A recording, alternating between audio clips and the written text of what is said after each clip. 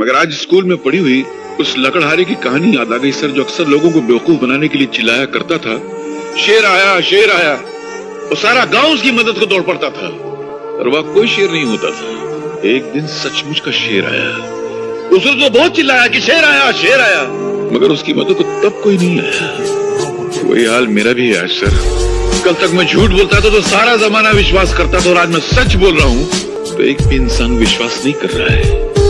हालात शेर बनकर मुझे खा रहा है, मगर जमाना मेरी हालत पे मुस्कुरा रहा है। इस दुनिया में लाखों ऐसे बूढ़े हैं जो या तो अकेले हैं या बेमुरव्वत बेगैरत औलादों के बाप हैं, जो भूख से तड़प तड़प के मर जाते हैं, मगर उनके मुंह में पानी डालने वाला कोई नहीं होता है। अनगिनत अपाहिज हैं जिनकी तीमारदारी करने वाला कोई नहीं है।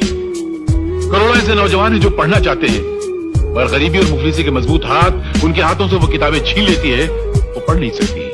ऐसी लाख के खुदकुश करने का क्या मतलब है? अरे जिंदगी तो खुदा की नेमत है, जो नहीं समझा उसकी जिंदगी में लानत है। अरे मुझे देखो, ये कैसी हालत है मेरी, न पेट में रोटी है न जेब में ढेला है, कपड़ों को देखो हर 4 इंच पे थेगला लगा हुआ है, फिर भी जी रहा हूँ। लानत है तुम्हारी जिंदगी पर। क्यों? अगर मेरा ऐसा फटा हाल होता तो मैं तो पैदा होते ही फांसी लगा लेता। तुम्हारा हाल तो इस वक्त मुझसे 1000 गुना बेहतर है। अरे साला इस संसार में कौन भिखारी नहीं है, सब भिखारी हैं। हम पेट के भूखे हैं, रोटी के पीछे भागते हैं, इसलिए रोटी की भिखारी हैं। ये साले दौलत के चाहने वाले दौलत के भूखे हैं, इसलिए दौलत के पीछे भागते हैं, दौलत के भिखारी हैं। ये कुर्सी को चाहने वाले वोटों के पीछे भागते हैं, क्योंकि ये वोटों के भिखारी हैं। अपने मन से देखो तो इस संसार में हर इंसान हर घड़ी किसी न किसी चीज के पीछे भागता रहता है। हर इंसान किसी न किसी चीज का भिखारी है। बस फर्क इतना है कि कोई भिखारी जिसकी तकदीर अच्छी होती है वो अच्छाई बटोर लेता है, और जिसकी तकदीर खराब होती है वो बुराई बटोर लेता है। क्या माँ, गाली तो गरम गरम दे रही हो, चावल बासी दे रही हो। ऐसा चावल चूहे नहीं खाते, तुम मेरे खिला रही हो। अरे चाचा, तू कहीं का महाराजा नहीं, भिखारी है भिखारी। तो क्या हुआ, इस संसार को चलाने के लिए राजा और भिखारी दोनों जरूरी हैं।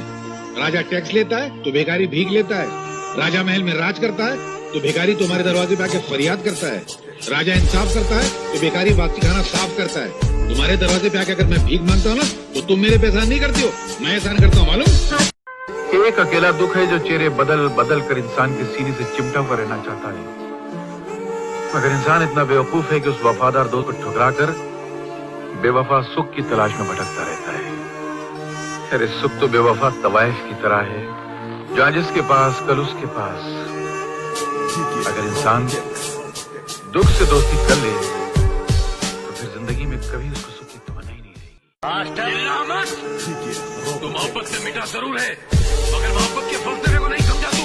बहुत ऊंचा फलसफा है, और मैं यहाँ तेरी शरारतों को रफू करने आया था। तेरी बदतमीजों को रफू नहीं कर सकता मैं जा रहा हूँ। अरे क्या, मुझे किसी की जरूरत नहीं है।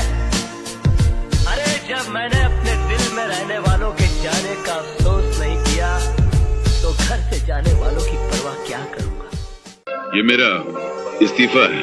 इस्तीफा? हम जैसे महान लोग जब आपकी मामूली सी नौकरी करते ना, तो आपका हम पर नहीं बल्कि हमारा आपकी नौकरी पर एहसान होता है। आप इतनी सी तनख्वाह देते हैं, हम आपकी ऑफिस को इतनी सारी इज्जत देते हैं। फैसला सुनाएंगे, मेरे कानों को सुनने की आदत नहीं है, मेरी जबान को सुनाने की आदत है, समझे।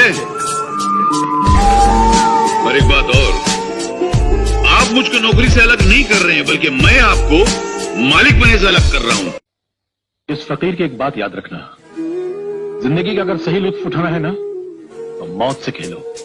सुख में हंसते हो तो दुख में कह लगाओ, जिंदगी का अंदाज बदल जाएगा। बेटे, जिंदा है वो लोग जो मौत से टकराते हैं, मुर्दों से बदतर है वो लोग जो मौत से घबराते हैं। सुख को ठोकर मार, दुख को अपना।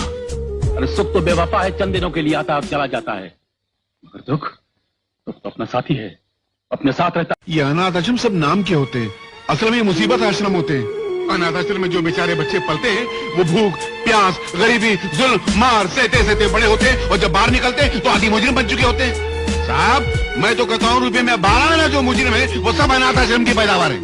इंस्पेक्टर साहब, आप अपनी इस वर्दी को हटाकर अपने खूबसूरत से दिल से सवाल कीजिए कि ये मासूम, ये छोटा फूल सा मासूम अनाथ आश्रम में पढ़ने के लायक है क्या? हम लोगों ने हिंदुस्तान की आजादी में खून इसलिए बहाया था कि भारत के भविष्य का बोझ उठाने वाले छोटे से मासूम कांधे अनाथ आश्रम में पलकर बड़े होंगे?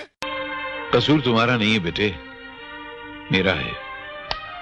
मैंने कांटों को इज्जत की जमीन पर बोकर अपने खून से सींचने की कोशिश की थी, पर मैं भूल गया था कि कांटे सिर्फ जख्म दे सकते हैं, खुशबू नहीं दे सकते। जीते रहो बेटा।